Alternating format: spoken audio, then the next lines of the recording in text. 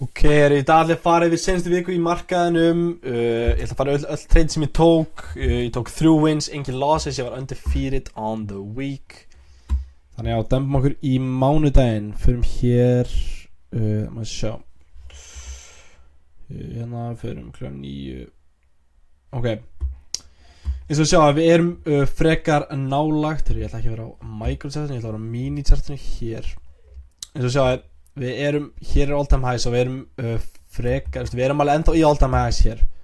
Og eins og sjá að við erum að generata liquidity hér, þetta kallast low resistant liquidity. Markaðurinn opnar, hann fer upp og fer mjög nálagt þessu internal high hér. Ok, það tekur það ekki, þannig þarna var ég svona frekar bullish. En samt ekki alveg, og ástæðan fyrir því er að við erum með þetta daily gap hér og á sama tíma erum við með new week opening gap hér sem að markaðurinn vill fylla. Svona. Þannig ég ætla aðeins að sjá hvað internal price action myndi gefa mér til að fá aðeins meira sterkari bias, af því ef við tjekk hérna þetta high hérna er alls ekki protected. Ef við tjekkum á ES, það tók heldur ekki þetta high, þannig ef að ES hefði tekið þetta high þá er þetta protected high af því við værum með SMT. En þið sjáu að við erum að manipulata hér niður í þessi fyrirvæli gaps hér, og ég var þarna down að mögulega taka long ef ég myndi fá gott displacement, eitthvað rosalega gott internal structure. Ég vildi á sama tíma sjá price fara í discount of the range, og sem við gerum hér. Við förum aðeins í minn hérna. Þið sjáuð að við förum í sem kallast OTE of the range. Þið sjáuð að við förum í 0,705. Þetta er svona starffræðilegt dæmi í trading þar sem að markaðurinn vill oftast retracea, og OTE skamstafa fyrir optimal trade entry. Þannig við förum í þetta optimal trade entry og skiljum eftir unfilled fyrir gaps fyrir ofan. Og það sem ég fíla þegar ég er að taka longs eða shorts er að ég er með unfilled fyrir early gaps fyrir ofan mig ef ég er að longa, og ef ég er að shorta þá vil ég vera með unfilled fyrir early gaps fyrir neðan mig, oftast 5 minna eða plus. Ég er ekki pæli 1 minute, 2 minute, 3 minute, 4 minute. En eins og þið sjáuð, hér er cirka OT, það er síðan að lína, svona cirka bát. Markaðurinn finnir í þetta OT í þetta 0,705 og við fáum immediate displacement og inversum þetta fyrir early gap. Þið sjáuð að þetta er rosalega convincing. Nokkri svona inversion fyrir early gap traders kalla light bulb candle, það sem að displacementið er bara mjög convincing, og líka þegar þú horfa á markaðurinn á bara live market conditions þá serðu oftast og finnur fyrir momentumið í kandlunni.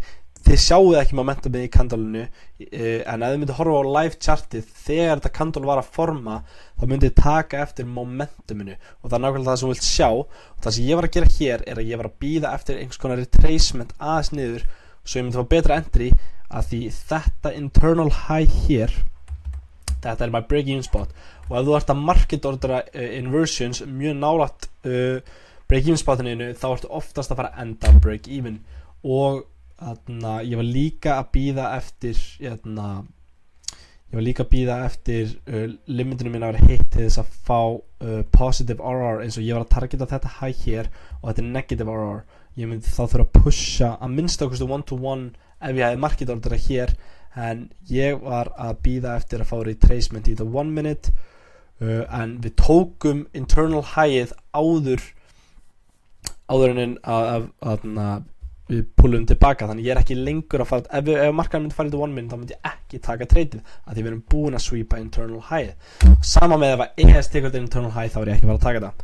Ok, og restan af deginum hér við náttúrulega förum í þetta 5 minute, og þetta 5 minute tradear okkur neðar, og restan af deginum er svolítið þannig. Og þarna þegar við tókum þetta low þá var eiginlega convinced að markaðurinn myndi bara fylla þetta, þannig ég var bara off the charts hér. Ekki probable conditions fyrir mig. Þið sjáu líka chop hér, þú veist, þegar við erum búin að distributa svona mikið, þið sjáu að þú veist, við fáum accumulation, við fáum manipulation og við fáum distribution, og hvað gerist oftast eftir distributions? Við fáum aftur accumulation og þetta byrjar aftur. Þannig ég var off the charts hér. Það er líka komin 11 AM, svolítið sent í 11 AM, og þá vilt ekkert vera að treyta beint 11 AM. Þannig að við demum okkur í þriðdæn fyrir mér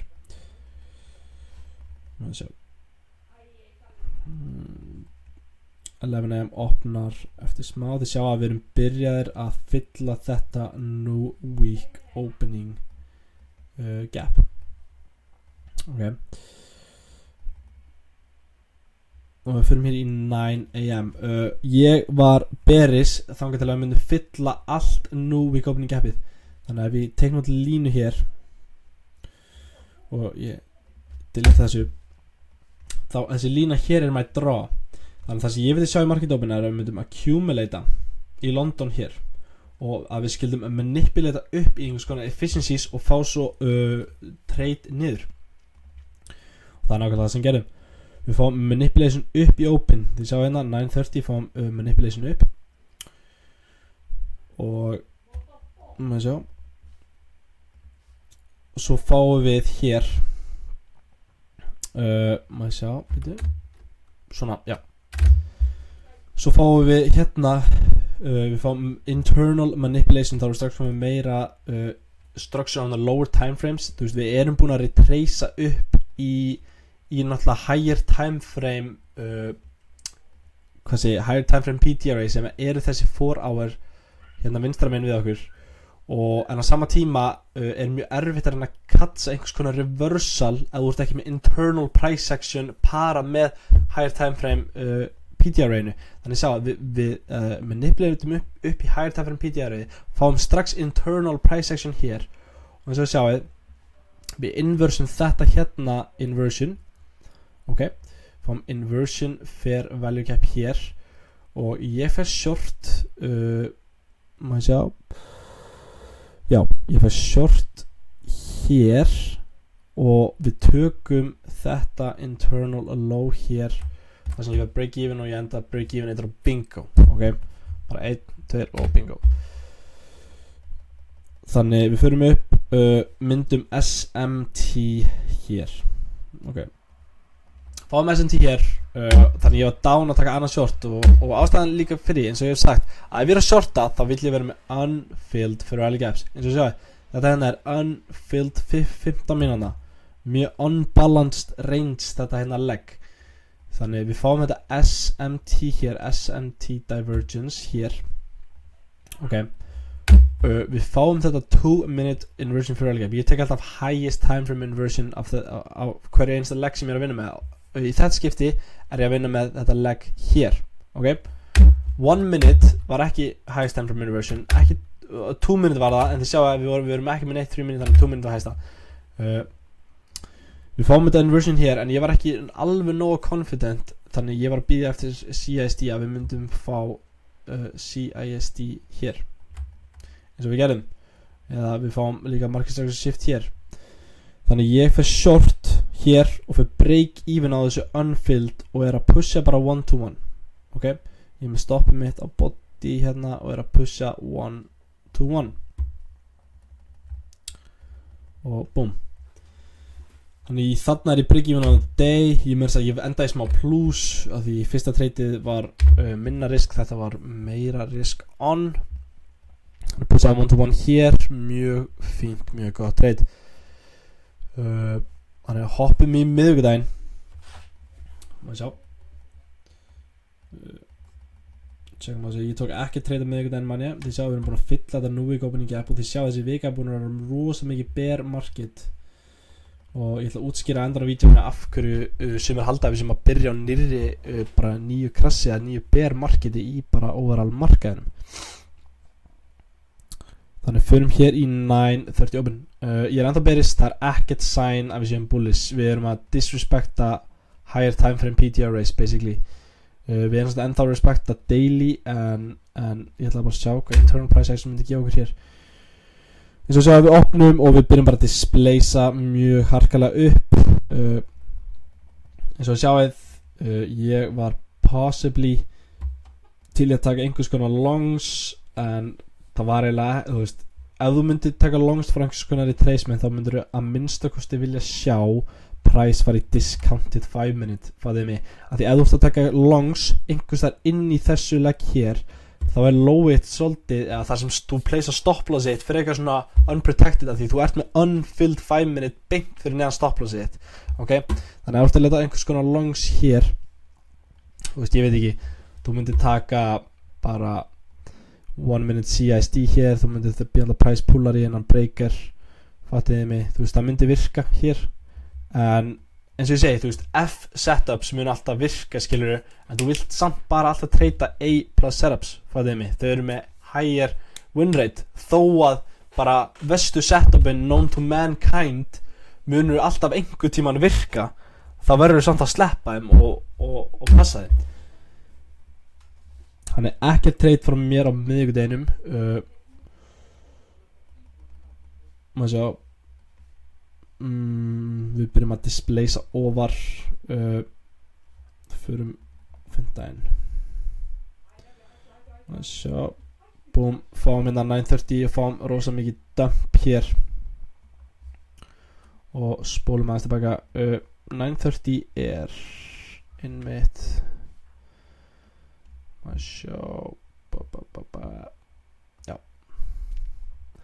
eins og sjáið þá skildu við eftir lowið hér, ok, og við checkum að ES, þá skildu við líka eftir þetta low, þetta annarkvært daily, nei þetta vantar ekki weekly low, þetta daily low, já, þetta previous day low, maður sjá, þannig þetta var my draw, því sjáum bara, þú veist, market open, við fáum bara immediate displacement niður, þannig þetta the draw for today, þannig ég var að bíða eftir einhvers konar retracement hér, en markaðurinn einfallega tekur lowið, og þegar markaðurinn tekur út þitt draw, þá price oftast bara búið með objectivið í dag, það oftast ekki mikið að trades þá, fattiði mig, þó það kannski mögulega geta katsa einhvers konar svona eins og PB trading kallar þetta Mac model, einhvers konar svona retracement trades eða trades sem að beisa sig á að bara rebalansa ranges,